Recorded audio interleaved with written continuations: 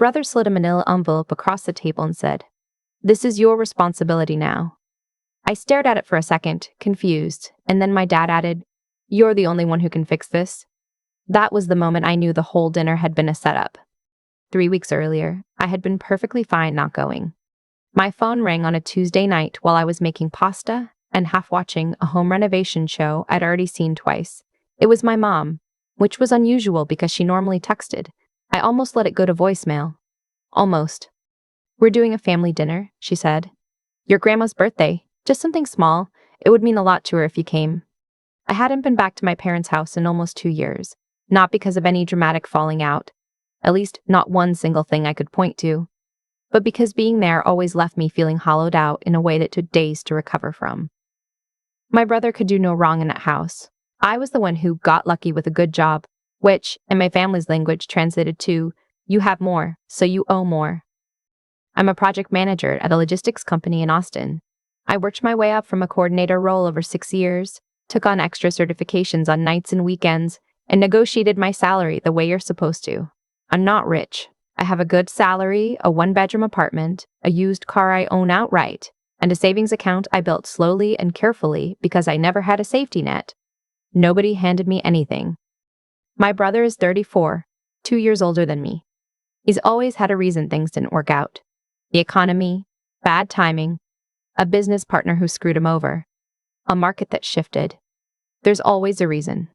My parents have always had a reason to believe him. I told myself the drive was only 3 hours. I told myself it was Grandma's birthday and she genuinely didn't deserve to be caught in the middle of whatever I'd been quietly avoiding. I packed a bag, told my friend where I was going, and drove up on a Saturday morning in October.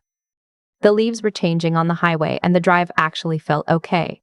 I had a podcast on, good coffee in the cup holder, and I was telling myself this would be fine. My grandma was turning 80. That mattered more than my discomfort. When I pulled into the driveway, I noticed my brother's truck and his wife's car. That wasn't unusual. What felt slightly off was that my uncle's car was also there, my dad's brother, who I hadn't seen in years, and another car I didn't recognize. For a small family birthday dinner, it seemed like a lot of cars. I pushed that thought down and knocked before letting myself in. My grandma hugged me in the entryway, and I felt my whole body relax for about 30 seconds. She smelled like the same rose lotion she'd used my entire life, and she held my face in both hands and told me I looked beautiful. I believed her. She's never said anything to me she didn't mean. The living room was set up nicely. My mom had put out the good tablecloth, there were flowers on the sideboard, and there was a birthday cake in the shape of a flower on the kitchen counter that I knew my grandma would love. It looked like a real celebration. It felt like one for a little while. My brother's wife was in the kitchen when I came in. She works at a regional bank branch about 40 minutes from my parents' house, has for about 5 years. She smiled at me and said, "So glad you could make it," in a tone that didn't quite reach her eyes. I said I was glad too and moved past her to help set the table. Dinner was normal enough at first. My uncle made a toast to my grandma. We ate my mom's pot roast, which is genuinely one of the best things she makes. And there were rolls and green beans, and my aunt brought a cranberry salad that I'd forgotten I loved until I tasted it again. My grandma talked about her garden and my uncle told a story about a fishing trip that was either exaggerated or completely fictional, and everyone laughed anyway. I started to feel something unclench in my chest. Maybe this was fine. Maybe I'd been carrying unnecessary weight about this family for years and the reality was just this. A table. A cake. People who knew each other laughing at a bad fishing story. Then dinner ended. My dad suggested we move to the living room for dessert. My grandma looked pleased and went to sit in her usual chair by the window. My mom started cutting the cake, and my brother sat down across from me with an expression I can only describe as carefully arranged neutrality, like someone who's practiced a face in a mirror.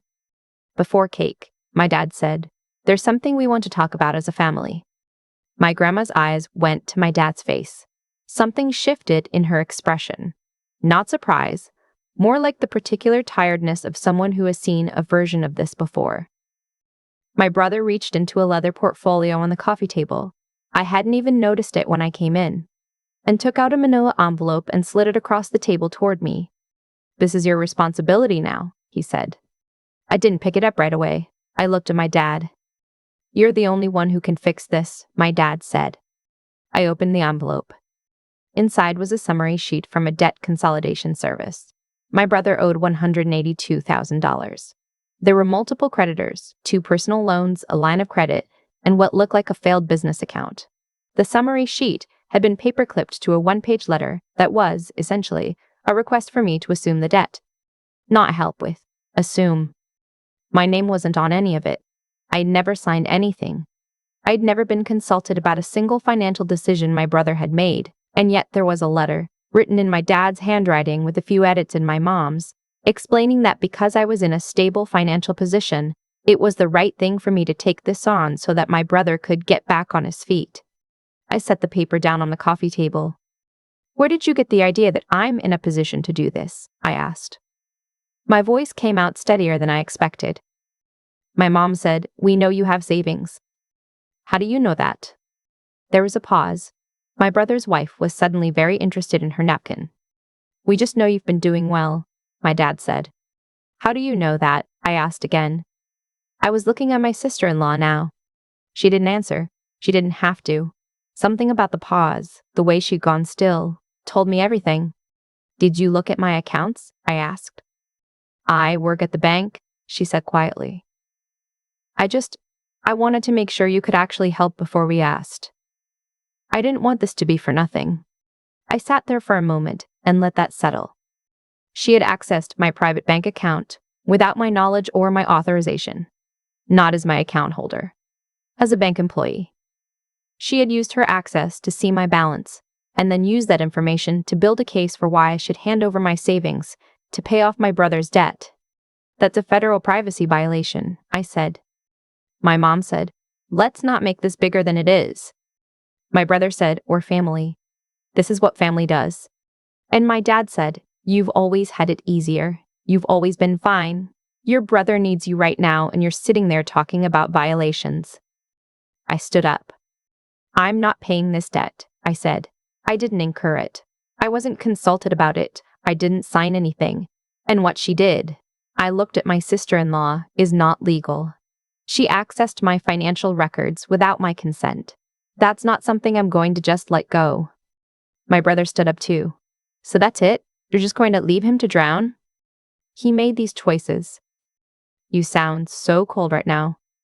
I sound like someone who wasn't asked before being handed someone else's debt. My dad stepped forward. "You need to think about what you're doing. You're going to destroy this family over money."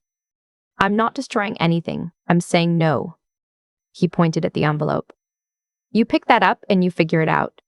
That's what we're asking." "No." Miss. That's when he grabbed a glass of wine on the table. My glass, actually, the one I'd been drinking from, and threw it. Not at me, exactly. It hit my shoulder and chest. The wine soaked through my shirt, and I stood there for a second, just processing what had just happened. My grandma made a sound I will never forget. It wasn't a gasp. It was quieter than that. Like something giving way. My mom said, "You brought this on yourself." And then she told me to leave. I picked up my purse. I didn't say anything to my brother or my sister-in-law. I walked to the entryway and I stopped at my grandma's chair. She took my hand and held it, and I could feel her shaking slightly. "I'm sorry," she said. "I didn't know this was what they were planning." "I know," I said. "It's not your fault. Happy birthday." I walked out to my car in my wine-soaked shirt and sat in the driveway for a moment with my hands on the steering wheel. The drive had felt fine on the way up. 3 hours of good coffee and leaves and a podcast. And now I was sitting here in October, cold, with wet clothes and a manila envelope I'd left on the coffee table because it had nothing to do with me. I drove to a gas station 2 miles away and called my friend from the parking lot. She answered on the second ring. I told her what happened. She was quiet for a moment and then said, "Are you safe?" "Yes," I said. "I'm okay. I just needed to hear someone's voice." She stayed on the phone with me while I drove the first hour home. The next week was strange. I went to work, I did my job, I made my coffee in the morning, and I watched the sun come up through my kitchen window. And I tried to figure out what I actually wanted to do. Part of me wanted to do nothing, to just cut contact quietly and move on, the simpler, quieter option. The one that didn't require lawyers or confrontation or any more of my time. But I kept coming back to my sister-in-law. What she had done wasn't just a family overreach. It wasn't just nosiness or poor judgment. It was a violation of federal banking law. The Gramm-Leach-Bliley Act protects consumer financial information. Bank employees are not permitted to access customer accounts for personal reasons, ever, not to help a family member, not for any reason outside of legitimate bank business with customer authorization. She knew this. She had signed paperwork when she was hired saying she knew this. Every bank employee does. I contacted an attorney that Thursday. She specializes in consumer financial protection, and she confirmed everything I already suspected. What my sister-in-law had done was a terminable offense and potentially a criminal one. The attorney helped me file a formal complaint with the bank's compliance department and with the Consumer Financial Protection Bureau. I want to be honest about what I felt doing this. I didn't feel triumphant. I felt tired and sad and very clear. There's a difference between revenge and consequence. I wasn't trying to hurt anyone. I was documenting something that actually happened to a real regulator because it was the right thing to do and because the next person she did it to might not know they had options. The bank's compliance department moved faster than I expected. Within 2 weeks, my sister-in-law was placed on administrative leave pending an internal investigation. I know this because my grandma called me, not to defend anyone, but because she wanted me to know she was thinking about me and that she'd been told what happened at the compliance level through my uncle, who heard it from someone else in the family. My grandma also told me something else during that call. She told me she had known in the weeks before the dinner that something was being planned. She hadn't known the specifics. She thought they were going to ask me for a loan, a real ask, not a demand, with terms and a repayment plan. She said she would have discouraged even that if she'd known how it was going to go. She was sorry. She told me she loved me and that I had done nothing wrong. I believed her. I still do. About a month after that, the bank terminated my sister-in-law's employment. I received a letter from their compliance office confirming that the matter had been reviewed and addressed and that my account had been flagged for additional privacy protection going forward. The CFPB complaint remains open as of the time I'm writing this. My brother called me once, about 6 weeks after the dinner. He didn't apologize. He told me I had ruined his wife's career and that I needed to understand the damage I had done to their family. I listened to him for about 2 minutes. Then I said, she made a decision that had consequences. I didn't make that decision for her, and I ended the call. My dad sent me a text 3 weeks after that. It said, "We raised you better than this. I hope you're proud of yourself." I didn't respond. My mom hasn't contacted me. I don't know if she will. Here's what I know about the months after that dinner. I know that I slept better than I had in years. I know that I started going to a therapist, not because of the dinner specifically, but because I finally had the space and the quiet to look at things I'd been too busy managing to actually look at. I know that my grandma and I have started talking on the phone every Sunday evening, which is something we'd never done before and which has become one of the best parts of my week. She tells me about her garden. I tell her about the project I'm working on. We stay on the phone sometimes for almost an hour. I know that I am not responsible for my brother's choices. I know that I was not born into this family owing a debt I never agreed to carry. I know that what happened at that dinner was not an accident or a moment of poor judgment. It was a plan, assembled over time, using information obtained illegally, designed to pressure me through family loyalty into paying for something I had nothing to do with. And I know that saying no to that was not coldness. It was not selfishness. It was not a betrayal of family.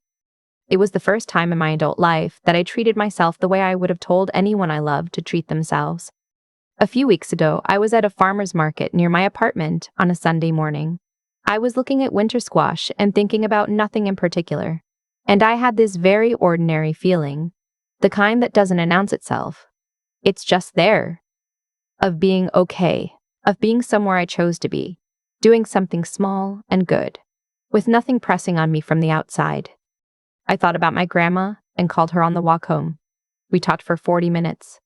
She told me her dahlias had come in beautifully this year, and that she was thinking about entering them in the county fair.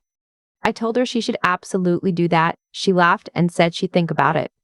Some things you lose when you finally stop caring what was never yours. There's a version of this story where I walked out of that house and felt nothing but anger. I think that's the version people expect.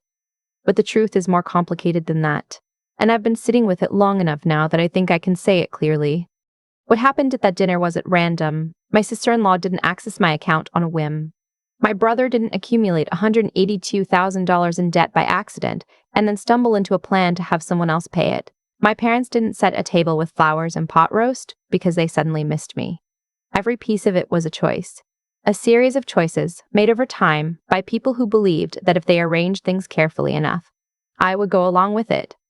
And for most of my life, I probably would have. That's the part that stayed with me longest, not the wine, not the drive home in a soaked shirt, but the recognition that the version of me from 5 years earlier would have cried in that living room and asked what she could do to help. She would have left that dinner feeling like the problem. She would have found a way to make it her fault. I'm not that person anymore. I don't say that to sound cold. I say it because I worked to become someone different, someone who understood that keeping yourself financially stable, legally protected, and emotionally intact is not selfishness. It is the baseline. It is the floor. You cannot help anyone from a place of depletion, and even if you could, that still wouldn't make it your obligation to sacrifice what you built for choices you never made. My sister-in-law made a decision the day she sat down at her workstation and pulled up my account. She knew the policy. She had signed her name to it. She chose to believe that the goal, pressuring me into compliance, justified the method. That's not a gray area. That's not a family loyalty question. That's a clarity of character question, and her character gave a clear answer. What followed from her decision was not something I engineered. I filed a complaint because it was the right thing to do, and because the law exists precisely for situations like that one. The consequences were hers to carry. I didn't celebrate when I found out she'd been terminated. I felt tired in the way you feel tired when something you already knew gets confirmed. My grandma used to say that the way a person behaves when they think they've found an advantage tells you everything about who they really are. She said it about other people when I was growing up, and I never thought I'd be the one sitting at her table watching it play out in real time. But I'm grateful she was there. I'm grateful she held my hand. I'm grateful that one person in that room had the integrity to be honest with me about what was actually happening. I've thought a lot about what I want the rest of my life to look like, not in a grand way, just in an ordinary daily sense. I want to wake up on Sundays and go to the farmer's market and call my grandma on the walk home. I want to keep building something steady in mine. I want to be the kind of person who acts with honesty even when it costs something, who thinks clearly when the people around her are panicking or manipulating or both, and who does not quit on herself when the pressure comes from the people she loves most. That's all I was doing in that living room, refusing to quit on myself. Some things only become visible once you stop looking away from them. And once you see them, you can't go back to pretending otherwise. That's not a loss. That's the thing that finally sets you free.